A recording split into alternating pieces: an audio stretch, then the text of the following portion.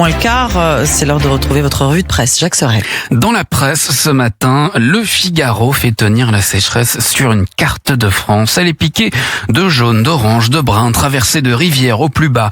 Marc Cherki donne la mesure du phénomène. Au 31 juillet, 94% des points d'observation des nappes phréatiques étaient en baisse. 63% se situaient sous les normales. Et à la surface, en juillet, les sols ont été plus secs que la normale sur 98% du pays, exceptionnellement secs sur 63% du territoire. Dans plusieurs départements, des records qui remontaient à la sécheresse de 1976 ont été battus. Et cette sécheresse, Jacques, on la voit désormais très concrètement dans les fermes. Oui, parce que sur la page suivante, Le Figaro quitte les cartes pour aller voir ceux qui vivent cette sécheresse. Éric Delachesnais raconte des prairies grillées, des fruits rabougris, des rivières sans eau.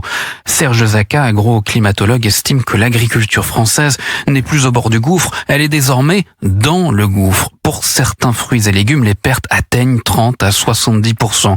Des exploitations spécialisées dans les petits fruits ont perdu jusqu'à la totalité de leur production après les chaleurs de mai et juin. Dans les Deux-Sèvres, 30% des exploitations maraîchères et arboricoles sont ou vont être en défaut de paiement. Le journal décrit un énorme épuisement moral et physique de la profession.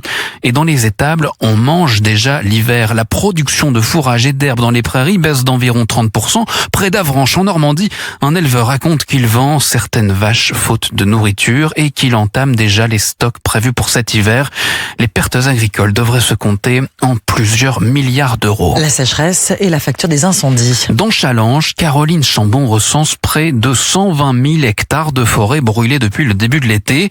Et lorsque les flammes s'éteignent, les dépenses commencent. Secours, routes, réseau d'eau, entreprises, tourisme, reboisement.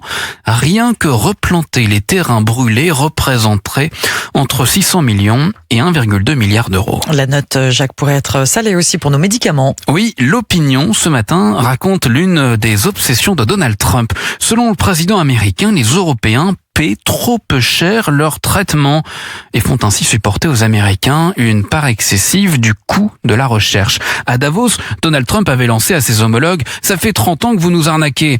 Il affirme qu'un médicament vendu 10 $ à Londres ou Paris peut coûter 13 fois plus aux États-Unis. Une procédure américaine vise déjà l'Allemagne.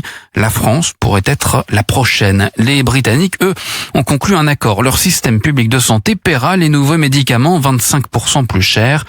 Et je reviens pour finir cette revue de presse aux Parisiens. Parce que si on compte beaucoup les millimètres de pluie, les hectares brûlés, les milliards de pertes et les prix des médicaments, le Parisien compte ceux qui viennent prêter main forte. Les incendies de cet été ont fait naître de nouvelles vocations chez les sapeurs-pompiers. Les volontaires devancent l'appel, titre le journal. Elna, 22 ans. Elle avait déjà subi les incendies de Gironde en 2022. 4 ans plus tard, alors que le feu recommence autour du bassin d'Arcachon, elle veut rejoindre les sapeurs-pompiers volontaires. La France compte quelques 200 000 volontaires. Le président de la Fédération nationale des pompiers, Jean-Paul Bolland, estime qu'il en faudrait 50 000 de plus. Le journaliste résume leur quotidien sur la page suivante par cette phrase.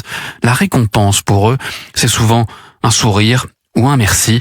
Alors ce matin, merci à eux. C'était votre revue de presse, Jacques Serret. Excellent début de matinée ce mardi 11 août. Vous écoutez Europe 1 Matin, il est 8h49.